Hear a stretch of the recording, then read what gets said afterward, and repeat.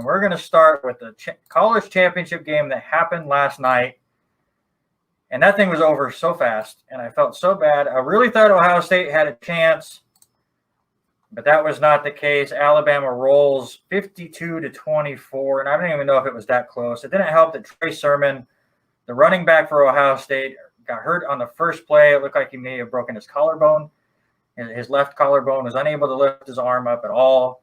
Ended up going to the hospital during the game. His mom has come out saying everything's okay, and he went back to Columbus today. That's a big blow for Ohio State, who really, really needed a near perfect game to beat Alabama. Didn't they say that he came back to the stadium?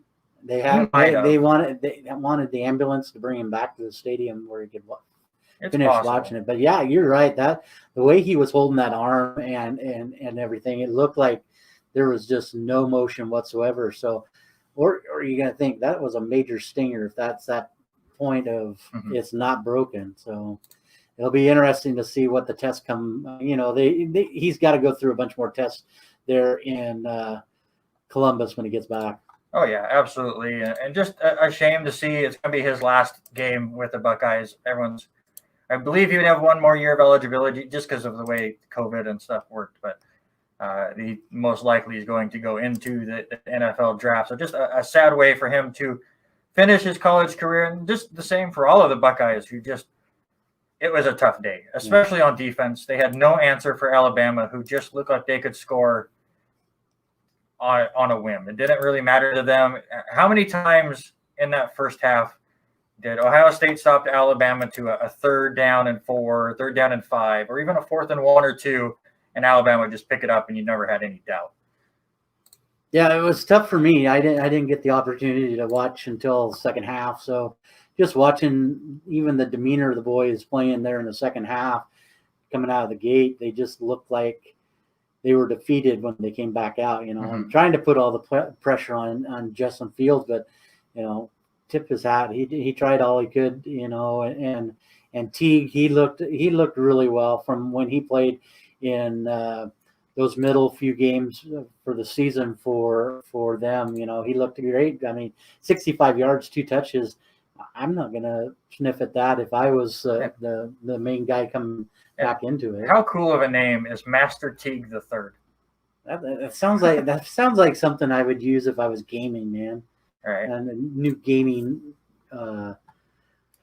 handle. Maybe that's what I should change my Twitter. We were talking about that still. Take his name as your Twitter name. Dwayne says we're coming in loud and clear. So thank you, Dwayne. And Dwayne, get ready to bowl. It's coming back soon. I hope Lancers is coming back soon. We can only hope. Let's look at the Alabama stats because it's just ridiculous. Mac Jones throws for 464 yards, which is a college football playoff record. Also throws for 5 touchdowns. Najee Harris, who only ends up with 79 yards, which is kind of surprising for how well he played. I must be, 7 catches for 79 yards and a touchdown. That's where he was doing a lot of his damage. But the main story is Devontae Smith, your Heisman Trophy winner, wins Offensive Player of the Game, or just Player of the Game. 12 catches, 215 yards, and 3 touchdowns. And he was hurt on like the second or third play of the second half, his first target of the second half, where he was kind of led a little bit by Mac Jones, ran into the defender, and dislocated his finger and was in the blue tent forever. I think they had him at like 24 minutes or something before he finally came out, went right back to the locker room, did not return to the play. They just could not get it to pop back in, basically. But they didn't need him. I know Nick Saban had said that he was very disappointed because he wanted to be out there for the second half. But, God, what a player. I mean, Ohio State had 0 answers to him, whether it was just the way that the formations were set or getting him in motion. They were always able to find space, or just the fact that he would just outrun his defender at all costs. He is so fast. And I'm saying it right now. I've changed my mind. I know the Jets want to trade down, or I want the Jets to trade down from 2. But if you don't think you're going to be able to get him, I want the Jets to draft Devontae Smith at number 2. Yeah, I think that'd be a great pick at that spot. I mean, it'd be interesting to see how things work out for your team, but I don't see that. I really don't see him making it that far in that position. No. But what they got him He's listed a top as? 5 pick. Yeah, but you look at his frame and tell me, who does he remind you of? And I know, and I think it's the numbers are a little stretched out here. They've got him listed 6'1", 175. I don't think he's 6'1". I really don't think he's a small frame for sure. But for me, and maybe this is just a comparison, seeing him, I can see a cross between two players. Okay. And tell me if I'm wrong, which he probably will. I can see a little bit of Wayne Chrebet in him, with the size wise. I think Wayne Chrebet was bigger. I mean, Wayne Chrebet was short, but he had more of a structure to him. And the other one is Steve Smith. And Steve still, Smith Senior, I should say. Steve Smith Senior too, I think, was a little bulky. Maybe I'm just remembering Smith, later on in his career, and not just out of college. Maybe after out of college he was smaller. Wayne Chrebet 5'10". Well, that's fine. I'm just talking weight wise. Right. 5'10", 188 is what they had him at in his playing time. And that's even smaller than I thought. But honestly, for me, Devontae Smith seems like stature-wise, he reminds me of Tyreek Hill. Yes. Now, he's not as fast as Tyreek Hill, but he has better hands than Tyreek Hill. But just as far as like body structure goes, he reminds me a lot of Tyreek Hill. Yeah. And Wayne Chrebet's got Steve Smith by 1 inch. 1 inch, 5'9". It's crazy. 5'9". Yeah, no kidding. But that's who he kind of reminded me of. Watching him cutting in and out of routes and stuff. And I'm not saying Steve Smith was the best route runner, because he wasn't. I mean, he would make things happen, but I can see a lot of both of those guys in his play. So I'm interested. I really am. And the names that were being thrown out today, what your Jets are going to do at number 2. Do they take Justin Fields? They trade down. No, maybe not. But I'm saying, I mean, I've heard all kinds of things today. I heard Jeremiah, I'm drawing a blank. He was on Dan Patrick today, but from the NFL analysts. But they Daniel Jeremiah, and he had the idea of what happens if they take Justin Fields. Is there a chance of that happening? I honestly think I 100% agree with Jordan here. He reminds Deshaun Jackson as far as there you go about his body frame. Absolutely, I would agree with that. Honestly, if the Jets take a quarterback, it's Zach Wilson. Yeah, and that was the other, and that was the other name that popped up. But where does Mac Jones fit in the picture? Because I like the way he is picked. I mean, he was a top finalist as a Heisman. But I don't see him going anywhere in the top probably 10. I don't think he's going in the first round. I think he's an early second round pick. He might have upped his draft stock here in the playoffs. He's played really well. And it all kind of depends on who really needs a quarterback. And we'll get into the draft a lot more and break things down as we still try to fill out some football time, even though we won't have as much football. But I don't know if I see Mac Jones as a first-round pick, even now. I could see. Unless somebody trades up and gets him, like a Baltimore situation. I could see him be a decent fit in Atlanta. But he's not going to go that high. No, there's no way he'll go forward. I mean, have to be like an Atlanta dropping down.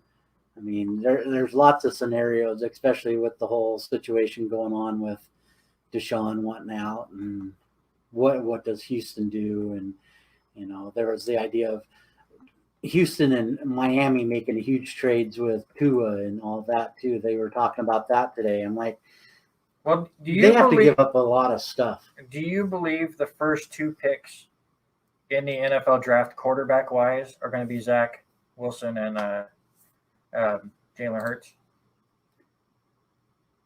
You mean Trevor Lawrence? Oh, and Trevor Lawrence. Sorry, okay. He's locked into number 1. Yeah, as a Jets fan, he's out of my mind now. If New York wants to get away from Sam Darnold, I could see. Well, even if they don't, I can see Hurts ending up going. I'm just saying, after Trevor Lawrence, is it set in stone that it's Wilson from BYU and Hurts from Ohio State? You mean Fields from Ohio State? God, listen, you got Philly on the brain. I got lots on the brain right now. Yes, Hurts, Fields, one of those two. Well, Who knows? Philly's such a mess right now. Anyways, we'll get to them on whether they're going to go Wentz or Hurts. So I mean, who knows there? So Fields, Wilson, and Lawrence. Are we set on those being the first three quarterbacks? I think so. I think so. 100%. 100%. Okay. So you look at the draft board real quick. We just got a little bit. Obviously, Jacksonville's taking Lawrence. If the Jets don't take one of those quarterbacks, we go down the draft board. Miami's not going to take a quarterback, right? No. I like to. So Atlanta's the next one. I think Atlanta might take one of those two. Cincinnati won't. Cincinnati will go. Philadelphia won't. Detroit might. Detroit at 7. Right behind, playing if Matt Stafford comes back for one more year. Well, I think Stafford comes back. I think he does too. That would be an interesting pick for. So at that point, those are your 3 quarterbacks off the board, and then we think Mac Jones is 4th in the QB board. Probably. So then we keep going. Would Carolina take a quarterback at 8? Who you got there? Bridgewater. In Bridgewater right now. But I don't even know who his backup is. It switches all the time. Oh, yeah. But I don't think so. I don't think Denver does. I don't think Dallas does. Giants don't. 49ers at 12. It still seems too high for Mac Jones. But that's a great fit. I would disagree a little bit with maybe New York. If the whole thing plays out the way that I'm thinking it does, Daniel Jones just has not put up the numbers that he was all hyped about. I could see a quarterback going in that spot. I just don't. They have other needs that they. Well, yeah. I mean, they need linemen. They've got one decent guy there, Andrew Thomas as a lineman. They need a lot of help. They need a lot of help at the line. So I mean, I could see it happening, but I think they go offensive line and get some protection for safety. So I just looked up on CBS. They have one of their mock drafts. One quarterback that we're just not thinking of because obviously we're not scouts. And he only played 1 game this year, and that's Trey Lance out of North Dakota State. And CBS has Trey Lance as the 4th quarterback off the board. And he, from everything I've heard, and I remember all the hype coming in on the 1 game that North Dakota State was going to play this year, on all the focus was on him. So that could kind of throw a thing. CBS right now, they came out with a mock draft 2 days ago. They have Mac Jones going 19th to Washington. Wow. I kind of like that. They need something. I mean, as much as we've got the feel-good story of Alex Smith, he might decide to hang it up after this comeback and have to deal with the other leg issue, and it's such a so we're looking carousel at possibly another 5 quarterbacks going in the first round. We'll have some fun with it as we go. But which position gets drafted more in the first round? Wide receivers, which are deep this year, or quarterbacks? I think it's going to be quarterbacks. As much as deep the receivers are, there's a lot more need in the NFL this year for offensive line. Seattle. I mean, Seattle's got to figure something out, or they're going. Well, Seattle doesn't have a first-round pick. No, but I'm saying they've got to go somewhere, either trade to get back up into a pick and get a lineman. A few. We could use a little help in Baltimore. I mean, we've got a couple of guys that have had some issues, so I think it'll probably be quarterback, and then round 2, watch all of the wide receivers come off. But I got a name for you, and it's going to be on the other side of the ball, and that's that Christian Barmore. You watched him in the second half of that game, that championship game yesterday. Just a sophomore, 5 tackles, 1 sack. And then 3 of the tackles were for loss. He is currently the second DL defensive lineman in the country. Do you think he goes and gets drafted? Oh, he'll get drafted. Do you think he leaves Alabama, or does he come back and play one more season? Kind of depends on where he would fit. So then we're back. He's a to that. sophomore, right? He has one more Right. year. He has to go one more year. You have to be 3 years, right? Is it a 3? Yeah. I thought it was just 2. I believe it's 3. They have because that's why like Baker Mayfield had to wait, and who's the other guy that went to Cleveland that was a complete bust that I've thrown out of my mind? Johnny. Yeah, Manziel. Yeah, because he won the Heisman as a freshman, and he still had 2 more years to play, I believe. It'll be interesting to see how things roll out over the next few weeks. But I tell you what, that kid is impressive to watch. You know what they say, he was like 6'5", 310, and he was just blowing through that offensive line of Ohio State. It'll be interesting to see what happens there. Yeah, Christian Barmore, sophomore, 6'5", 310 pounds is what they have listed on ESPN.